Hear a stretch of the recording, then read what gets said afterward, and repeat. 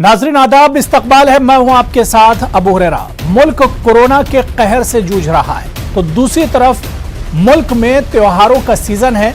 आने वाले 15 दिनों में कई त्योहार मनाए जाएंगे, जिनमें रमजान, बैसाखी, रामनवमी और नवरात्रि के त्योहार अहम हैं। लेकिन दूसरी तरफ कोरोना की दूसरी लहर लगातार खतरनाक होती जा रही है। हर रोज 1 लाख से ज्यादा कोरोना के केसेस सामने आ रहे हैं। ऐसे में सवाल ये उठता है कि कोरोना के दौर में त्योहारों का एहतमाम कैसे किया जाए, कोरोना की गाइडलाइन पर अमल कैसे किया जाए, क्योंकि बार बार सरकार की तरफ से, इंतजामिया की तरफ से सख्ती होती है, ऐलानात किए जाते हैं, अपील की जाती है, लेकिन जमीनी सतह पर उसकी हकीकत नजर नहीं आती है। इसीलिए आज हमने कोशिश की है कि कुछ ऐसे मेहमानों को बुलाया जाए, क्योंकि आने वाले दिनों में 15 दिनों में तमाम मज़ाहिब के बड़े फेस्टिवल होने वाले हैं और इस फेस्टिवल पर खदशा जाहिर किया जा रहा है कि अगर बड़ी तकारीब होती हैं तो कोरोना का खतरा मजीद बढ़ सकता है, मजीद पेचीदा हो सकता है कोरोना का मामला। इसी वजह से कोरोना गाइडलाइन पर लोग कैसे अमल करें, अलग अलग मज़ाहिब के जो रहनुमा हैं वो किस तरह से लोगों को समझाएं कि क्या कुछ करने की जरूरत है इस पुरखतर दौर में।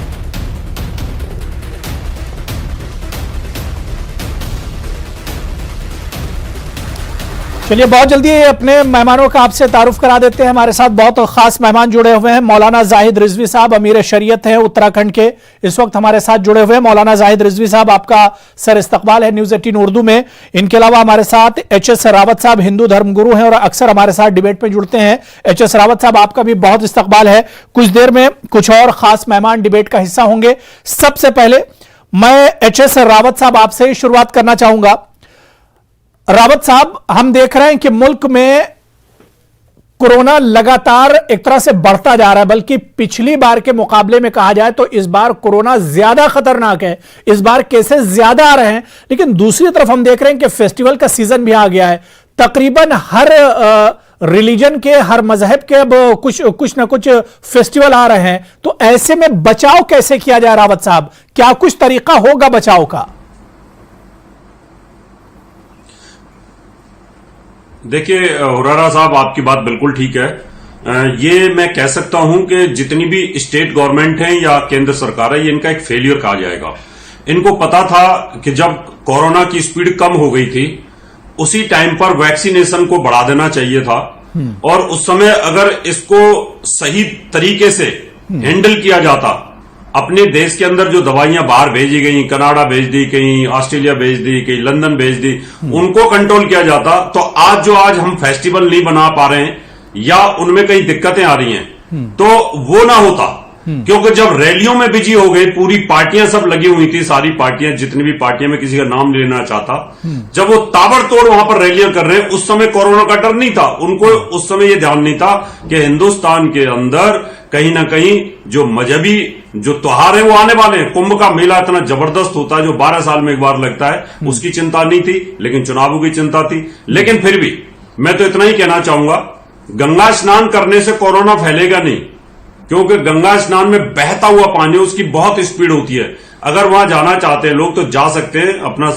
थोड़ा सा, अगर जो कोरोना पॉजिटिव है उनको नहीं जाना चाहिए, लेकिन बाकी जो स्नान करना चाहते हैं वो कर सकते हैं, क्योंकि वहां पर तो गंगा को पाप नाशनी बोला गया है, यानी पापों का नाश करती है, पापों का हरण करती है। अगर वहां पर स्नान करने से आदमी का बुखार ठीक होता है, वहां पर उसका ज्वर ठीक होता है, वहां पर उसकी तकलीफें दूर होती हैं, तो मुझे लगता है तो वहां स्नान करने से कोई दिक्कत नहीं है। इसलिए सरकार को फिर भी प्रिकॉशंस के तौर पर वहां पर जिस प्रकार से अखाड़ों के अंदर बड़े बड़े महंत उनको कोरोना पॉजिटिव हो गए, उनकी देखभाल जरूर करनी चाहिए। रावत साहब, लेकिन जो दलील आप दे रहे हैं बिल्कुल वो आपकी आस्था से जुड़ा है। रावत साहब, जो आप दलील दे रहे हैं मैं मानता हूं बिल्कुल आपकी आस्था से जुड़ा है कि गंगा में जाने से बहुत से पाप धुल जाते हैं, बहुत सी बीमारियां धुल जाती हैं। लेकिन इसी तरह की अगर दलील दूसरे मजाहिब के, दूसरे रिलीजन के लोग हैं, अगर वो भी देते रहे तो फिर हम कोरोना को किस तरह से रोकेंगे? क्योंकि हमने देखा कुंभ में किस तरह से कोरोना की जो गाइडलाइन है उसकी धज्जियां उड़ा दी गई हैं। मेरे साथ एक और खास मेहमान जॉन दयाल साहब हैं, बहुत खास मेहमान है, सेक्रेटरी जनरल हैं ऑल इंडिया क्रिश्चियन काउंसिल के, वो भी हमारे साथ जुड़ चुके हैं। जॉन दयाल साहब, सर आपका भी बहुत इस्तकबाल है। जॉन दयाल जी, सीधे सीधे मेरा सवाल यही है कि कोरोना लगातार बढ़ रहा है, पिछली बार के मुकाबले में ज्यादा खतरनाक है कोरोना। मतलब इतना सोचा भी नहीं गया था कि कोरोना इतना ज्यादा खतरनाक हो जाएगा आने वाले दिनों में। लेकिन दूसरी तरफ हम देख रहे हैं कि आम लोगों पर इसका कोई असर नहीं पड़ रहा है। फेस्टिवल इसी तरह से मनाए जा रहे हैं, बाजारों में उसी तरह से भीड़ है, मार्केट चल रहे हैं, जो इबादत गाह है वहां पर इबादत हो रही है। तो इस पर रोक कैसे लगाया जाए? अब तो फेस्टिवल का बाकायदा सीजन आ गया है। ये फेस्टिवल का सीजन है, पॉलिटिक्स का सीजन है, नौकरी बचाओ का भी सीजन है। तो एक साल के कोविड के बाद इंसान एक तरीके से मेंटली थक चुका है।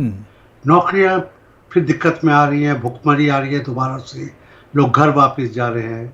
इसमें वो कह रहे हैं 1 साल तक बच गए, आगे जो होगा देखा जाएगा। तो ये कोई धर्म की बात नहीं हो गई है। यहाँ पर आदमी हताश है, वो कह रहा है जो होगा देखा जाएगा। अब क्या कर सकते हैं हम, नॉर्मल जिंदगी। मैं इसकी बिल्कुल तामीद नहीं कर रहा हूँ। मेरा मानना है कि जैसे हमारे में कहते हैं और दुनिया भर में लोग कह रहे हैं, विज्ञान पे भरोसा कीजिए। धर्म अपनी जगह है, इष्ट देव अपनी जगह है, आस्था अपनी जगह है, विज्ञान अपनी जगह है। हर जगह और हर चीज इकट्ठी भी काम कर सकती है। आप दवाई भी ले रहे हो और दुआ भी मांग रहे हो, मगर सिर्फ दुआ मांग रहे हो और दवाई नहीं ले रहे हो तो खतरा हो सकता है। क्योंकि दवाई भी आप कह सकते हो कि खुदा की, ईश्वर की दान है उसका। बिना ईश्वर की इच्छा के दवाई कोई बना ही नहीं सकता एक तरीके से देखा जाए तो इसको इकट्ठा करके चलना है। हमको प्रिकॉशंस भी लेने हैं, आस्था का भी हमको मर्यादा रखनी है। मगर जहाँ पे कह रहे हैं कि इतनी भीड़ मत रखिए, और ये ठीक कह रहे हैं, पानी के अंदर तो बिल्कुल आक्रोश नहीं रहेगा, कोई कीटाणु नहीं रहेंगे। मगर अगर आदमी पानी के अंदर हमेशा के लिए रह गया तो मर जाएगा, डूब जाएगा। जब भी हवा में आएगा उसको हवा के कीटाणु आक्रमण करेंगे उसके ऊपर। और कोरोना के कीटाणु हवा में है, पानी के अंदर नहीं है। वो बात बिल्कुल मानी हुई, ठीक बात कह रहे हैं। बिल्कुल नहीं, जाहिर सी बात है, बड़ी अच्छी सर आपने बात कही कि दुआ और दवा दोनों की जरूरत है इस मुश्किल वक्त में। दुआ नहीं होगी तो सिर्फ दवा से काम नहीं चलेगा, और दवा नहीं होगी तो सिर्फ दुआ से काम नहीं चलेगा। दोनों चीजों की जरूरत है। मैं मौलाना जाहिद रिजवी साहब आपके पास आना चाहूंगा। जाहिद रिजवी साहब, सवाल ये उठ रहा है कि दुआ दवा दोनों चीजों की जरूरत है, लेकिन जिस तरह से कोरोना गाइडलाइन की धज्जियां उड़ाई जा रही हैं, लोग सुनने को तैयार नहीं है। फेस्टिवल, अब मुसलमानों की अगर हम बात कर लें तो रमजान का मुकद्दस महीना शुरू हो गया है, लेकिन इस पे भी लोग बजिद हैं कि मस्जिदों में जाकर ही तरावी पढ़ी जाएगी, इबादत मस्जिद में ही करेंगे।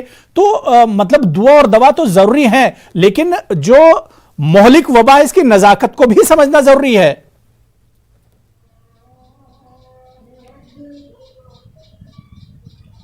जी अब राय साहब, पहले तो मैं आपको मुबारकबाद देता हूं इस अहम मौजू पर आपने आज ये डिबेट की और ये बहस हो रही है। पूरे आलम इस्लाम को, बरादरान वतन को रमजान मुबारक की मुबारकबाद। रमजान जैसा कि अहले इल्म जानते हैं कि खैर का महीना, बरकत का महीना, मवासात का सिले रहमी का महीना और मखसूस इबादत का महीना है। अल्लाह के बंदे मखसूस इस माह मुबारक में इबादत करते हैं। और न सिर्फ मुसलमान, जैसा कि आपने जिक्र किया कि हमारे बरादरान वतन, हमारे हिंदू भाइयों को भी मुख्तलिफ यहाँ इस महीने में 15-20 रोज के अरसे में कई त्योहार हैं। तो ये सिलसिला यकीनन 1 साल से चल रहा है। लेकिन जैसा कि एस एस रावत साहब ने कहा, मैं बहुत हद तक उनकी बात, चूंकि बड़े घिसे मजे शख्सियत के मालिक हैं, और बहुत सही बात उन्होंने कही कि इबादतों से और रूहानियत से और अपनी अपनी आस्था से मैं समझता हूँ कम खतरात रहते हैं बमुकाबले सियासी लीडरान जिस तरह के इलेक्शन में वो हिस्सा ले रहे हैं और जिस तरह का वो मुजाहरा कर रहे हैं। और उसमें तमाम पार्टीज के लीडरान, तमाम सियासी जमातें शामिल हैं कि, और मैं ये कहूँ तो गलत ना होगा कि आवाम के दिल से कोरोना का खौफ तो इन कायदीन ने, इन लीडरान ने, इन इलेक्शंस की मुहिम से ने, इन मुजाहिरों ने, इन रैलियों ने निकाला है। वरना आपने गुज़िश्ता साल देखा, जैसे कोरोना शुरू हुआ, तमाम मज़ाहिब के लोग, अवाम, खवास, हर मजहब और हर जात के लोग, हर समाज के लोगों ने जिस संजीदगी के साथ, जिस जिम्मेदारी के साथ कोऑपरेट किया, और जो हुकूमतों की गाइडलाइन थी, जो एहतियाती तदाबीर थी, वो सब के सब तमाम मज़ाहिब के लोगों ने अपनाया। लॉकडाउन लगाया, उसको भी बर्दाश्त किया, और तमाम मज़ाहिब के लोगों ने अपने फेस्टिवल, अपनी तातीलात और अपने मजहबी रसूम को जो है वो ख़त्म किया और हुकूमत की गाइड पर अमल किया।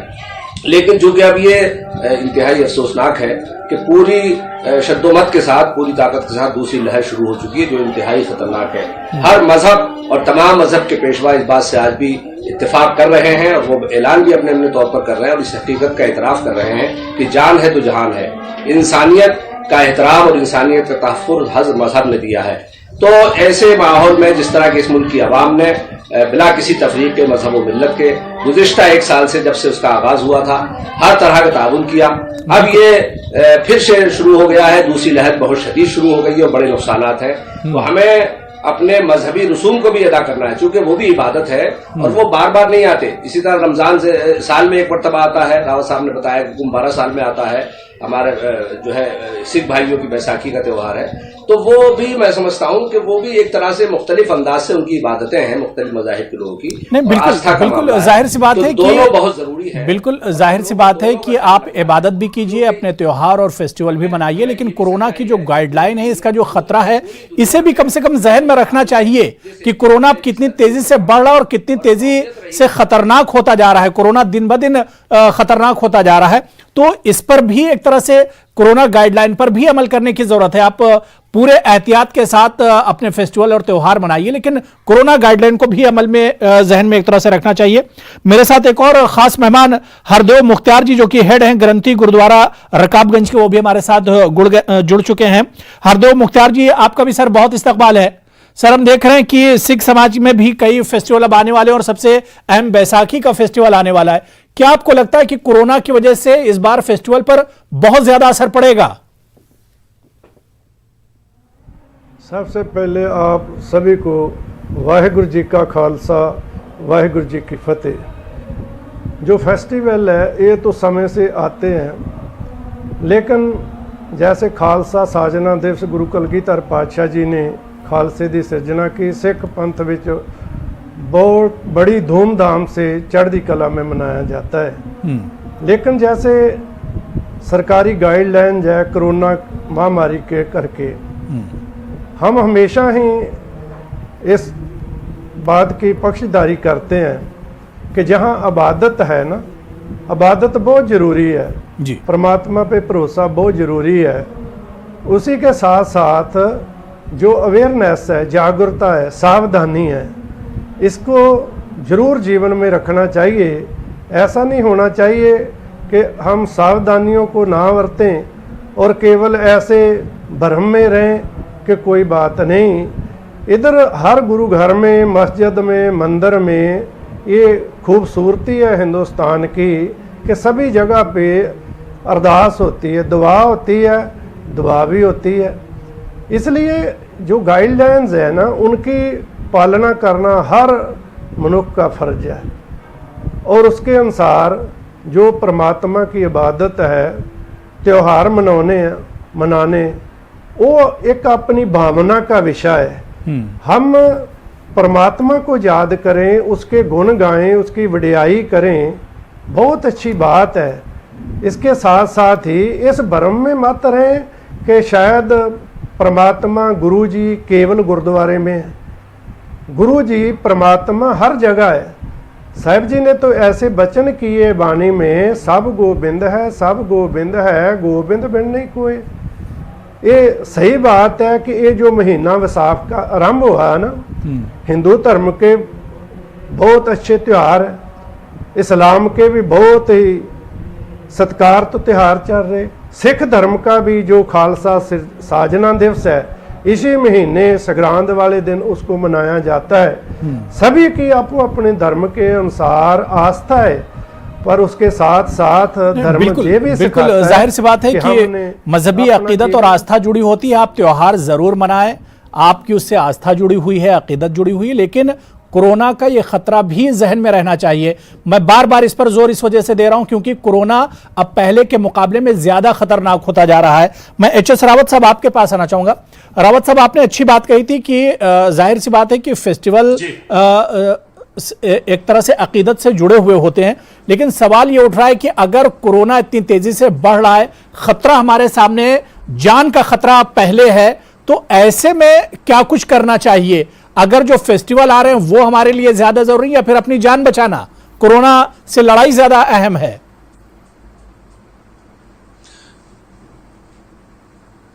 देखिए हुर्रेरा साहब, कोरोना से जान बचाना पहली अहम होती है। जान है तो जहान है।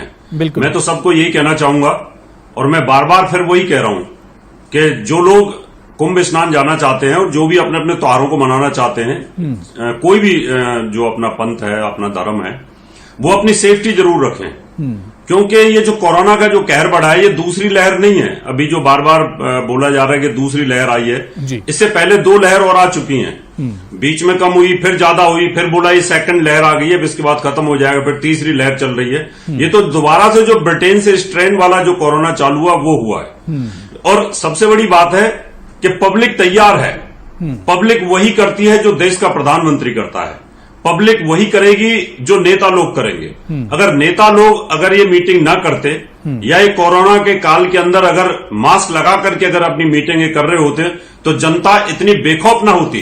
जनता के दिल से ये बात निकल गई कि कोरोना कुछ नहीं कर पाएगा, जो कर पाएगा देखा जाएगा। जब इतनी भीड़ का कोरोना कुछ नहीं कर रहा तो हमारा क्या करेगा। इसलिए मैं जनता से निवेदन ये करूंगा, धर्म को अपनाइए, धार्मिक त्योहारों को खुशी के साथ मनाइए, लेकिन सुरक्षा बहुत जरूरी है। क्योंकि अगर ये फैलेगा तो ये कंट्रोल नहीं हो पाएगा। हिंदुस्तान के पास वो सारी सुविधाएं नहीं है जो विदेशों के अंदर लॉकडाउन पड़े हैं और वहां पर लोगों को तनख्वाहें मिल रही हैं घर बैठे। यहां तो बहुत बुरा हाल हुआ है। इसलिए मैं बार बार एक ही चीज बोलूंगा, धर्म से पहले जान है। आप सब अपनी जान को बचाएं, उसके बाद उसको रखें। लेकिन साथ में ये एक ऐसा मामला है कि जो मेडिकल साइंस ये कहती है कि इम्यून सिस्टम को बढ़ाता है, तो धर्म में जो हमारी उपासना होती है वो भी इम्यून सिस्टम को बढ़ाती है। अगर हम ध्यान करते हैं, योग करते हैं, नवरात्रे करते हैं, व्रत करते हैं, यज्ञ करते हैं, हवन करते हैं, या कहीं ना कहीं मस्जिद में जाते हैं, वहां हम अपना पूजा पाठ करते हैं, नमाज करते हैं, तो इससे बॉडी का इम्यून सिस्टम तो मजबूत होता है। लेकिन साथ में मास्क, साथ में अलर्टनेस, ये भी बहुत जरूरी है। और लेकिन रावत साहब जो इतनी सख्ती के बावजूद लोग मानने को तैयार नहीं है, जैसे आपके सामने कुंभ की मिसाल है। कुंभ 12 साल के बाद जरूर आया है, लेकिन इतने खतरे के बावजूद और इतनी सख्तियों के बावजूद, इतनी गाइडलाइन के बावजूद भी लोग मानने को तैयार नहीं है। ऐसे लोगों से क्या कुछ अपील करेंगे आप? देखिए, मैं तो सभी से अपील यही करना चाहूंगा एज ए धर्मगुरु कि सब लोगों को, जो लोग कोरोना पॉजिटिव हैं या उनको थोड़ा बहुत शक है, उनको लगता है खांसी है, कोल्ड है, कफ है, बुखार है, उनको बिल्कुल नहीं जाना चाहिए, दूर रहना चाहिए, दूसरे की जान से खिलवाड़ नहीं करना चाहिए। लेकिन इसके लिए मैं पूरा की पूरा सभी सरकारों को जिम्मेवार ठहराता हूं यहां पर, क्योंकि उनको पता था कि जैसा वो करेंगे पब्लिक वैसा ही करती है। अगर वो ये रैलियां ना कर रहे होते, अगर उन्होंने एहतियात बरता होता, तो कुंभ का मेला बड़ा शानदार तरीके से हो रहा होता। वहां पर लापरवाही बरती गई, कुंभ के मेले में भी लापरवाही बरती गई, वहां पर ध्यान नहीं दिया गया। क्यों, खुद में जनवरी के अंदर गया था, तब भी वहां पर पूरी व्यवस्थाएं नहीं थी। तो ये जो व्यवस्थाएं पूरी सरकार नहीं दे पाई है, उसके ये बैड इंतजाम हुए हैं जो, उसके कारण ये सब चीजें फैली हैं। अगर पहले से सख्ती की होती, आज सख्ती कर रहे हैं आप लोग, पहले से ही सख्ती की होती और आपको पता था कि ब्रिटेन से स्ट्रेन दोबारा से आ रहा है, पंजाब के अंदर कूद गया है, बंबई के अंदर कूद गया है, जो बाहर से लोग विदेशों में रह रहे हैं उनको उसी समय अगर फिल्टर किया होता तो मुझे लगता है बिल्कुल, अगर एहतियात पहले से ज्यादा एहतियात की जाती और उस पर सख्ती की जाती, ढील न दी जाती, तो शायद इतने खराब हालात नहीं होते। मैं जौनदयाल साहब आपके पास आना चाहूंगा। सर, लोगों को यह कैसे समझाया जाए कि ये जो फेस्टिवल है, ये फेस्टिवल अगले साल फिर आएगा, ये आपकी अगर जान रही तो अगले साल आप इस फेस्टिवल को धूमधाम से मना सकते हैं। इन चीजों को किस तरह से समझाया जाए? लोगों के जहनों में कोरोना का डर जो निकल चुका है, इसे दोबारा से कैसे इन चीजों को एक तरह से लाया जाए, कैसे बताया जाए? जो तरकीब आप बता रहे हैं शायद वो ठीक नहीं रहेगी, क्योंकि कुंभ तो 6 साल बाद आएगा और फिर अगले 6 साल बाद आएगा, कहीं अर्ध कुंभ, कहीं पूरा कुंभ। तो उसके ये तो कह नहीं सकते कि अगली बारी अगले साल आएगा, मगर ये तो कह सकते हैं कि ये जो आपकी जान है, ये ईश्वर के हाथ में है। बिल्कुल, इसको इतना रिस्क मत लीजिए। विज्ञान भी ईश्वर की देन है।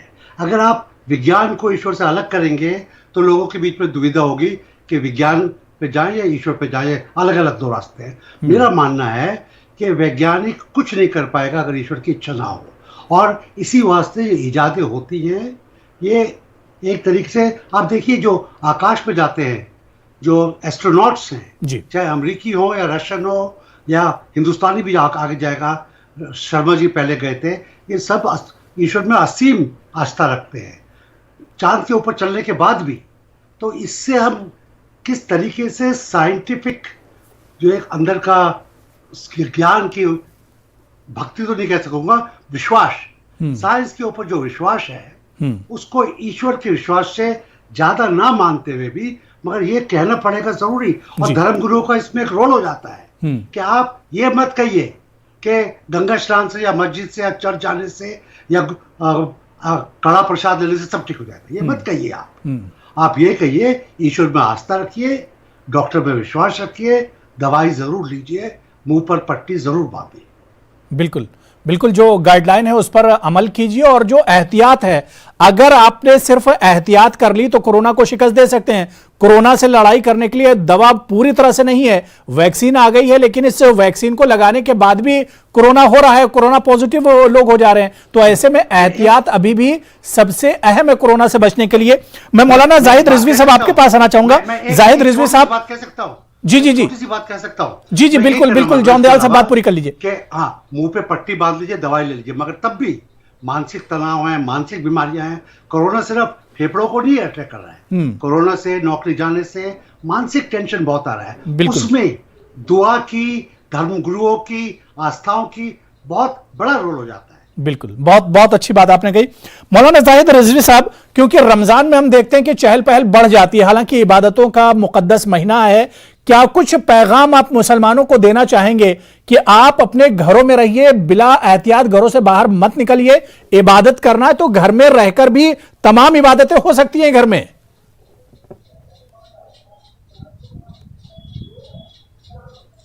जी बिल्कुल अबू हुरैरा साहब, गुज़िश्ता साल भी कोरोना जब उसका आगाज हुआ था तो रमजान आ गया था, और पूरे हिंदुस्तान के मुसलमानों ने नमाज तरावी, इफ्तार और सहरी और खास अलविदा जुमा और ईदैन और तरावी जिसमें कुरान करीम का सुनना फर्ज किफाया है वो सब छोड़ा था और एहतियात किया था। यही सूरत हाल तकरीबन अभी है। मैं आपसे अर्ज करूं कि मुसलमानों ने जैसा तेजी के साथ फैला और ये हुकूमत ने तदाबीर सब उसको बयान की, तो अभी भी मसाजिद में एहतियात किया जा रहा है। हमारे यहाँ शहर की जामा मस्जिद में और तमाम मुख्तलिफ मसाजिद में नमाज जुमा से ये अमल शुरू हो चुका है कि वो मास्क और सैनिटाइजर वगैरह हो रहा है। तो हम मजहबी लोगों की ज्यादा जिम्मेदारी है, और बहुत अच्छी बात आपने कही कि मजहबी लोगों की आवाज में यकीनन एक असर होता है, लोग उनको सुनना चाहते हैं, उनकी आवाज पर लब्बैक भी कहते हैं और अमल भी करते हैं। तो मैं इस मौके पर मुस्लिम समाज से, मुस्लिम माशरे से ये कहूंगा, और खास तौर पर बरादरान वसन से, पूरी इंसानियत से, चूंकि हम सब एक हैं और मुख्तलिफ मज़ाहिब के ये त्योहार नहीं बल्कि इबादत के मौके हैं और इबादत के अय्याम। रमजान मुबारक पूरा गुजरेगा, उसके बाद ईद उल फित्र आएगी, त्योहार तो वो होगा। ये तो हदीस की रोशनी में, कुरान करीम के फरमान की रोशनी में इसका एक एक लम्हा इबादत का है, रहमत व बरकत का है, कबूलियत दुआ का है। तो जहां हमको गुज़िश्ता साल की तरह बहुत मजबूती के साथ गाइडलाइन पर अमल करना है, तदबीर इख्तियार करनी है, समाजी दूरी बनाना है और हुकूमत के वो तमाम तरीके, वहीं इबादत भी अपनी खुशू व खुजू के साथ अल्लाह की बारगाह में हाजिर होकर करना है। और हमें यकीन है, जैसे जॉन दयाल साहब ने भी कहा और रावत साहब ने भी, कि सबका मालिक वो है, क्योंकि सिर्फ दवा नहीं, और दवा की सूरत हाल तो बिल्कुल। हरदो मुख्तार जी, मैं आपसे भी कि अपने समाज से, सिख बिरादरी से क्या कुछ अपील करना चाहेंगे? बैसाखी का त्योहार आ रहा है, त्योहार जरूर मनाएं, लेकिन उसमें गाइडलाइन पर सख्ती से कैसे अमल किया जाए, क्या कुछ अपील करेंगे सर? सिख संगत के से तो ये अपील है, हम तो पहले देखो 29 मार्च को होला महल्ला जो खालसे का वो चढ़ती कला का प्रतीक है त्यौहार, बहुत धूमधाम से मनाया जाता है, बहुत बड़े प्रबंध किए गए थे। जी। लेकिन गाइडलाइन आई, पूरा पंडाल तैयार था, तो सरकारी गाइडलाइन की पालना करते हुए सिख धर्म में दिल्ली से गुरुद्वारा प्रबंधक कमेटी वालों ये संगत से अपील की कि आप एहतियातन सावधानी बरतें, टर्न बाय टर्न आए। वो ऐसे ही संगत ने भी पालना की, अपनी इबादत भी की, गाइडलाइन की पालना भी की। इसी तरीके से बिल्कुल जाहिर सी बात है कि कोरोना का खतरा लगातार बढ़ता जा रहा है। आप अपने त्योहार जरूर मनाएं, लेकिन हम बार बार कहेंगे कि एहतियात और एहतियात करें, क्योंकि एहतियात से ही हम कोरोना को शिकस्त दे सकते हैं। बहुत बहुत शुक्रिया हमारे साथ जुड़ने के लिए हरदो मुख्तियार जी, मौलाना जाहिद रिजवी साहब, HS रावत साहब और जॉन दयाल साहब, सभी का बहुत बहुत शुक्रिया डिबेट में जुड़ने के लिए। आदाब।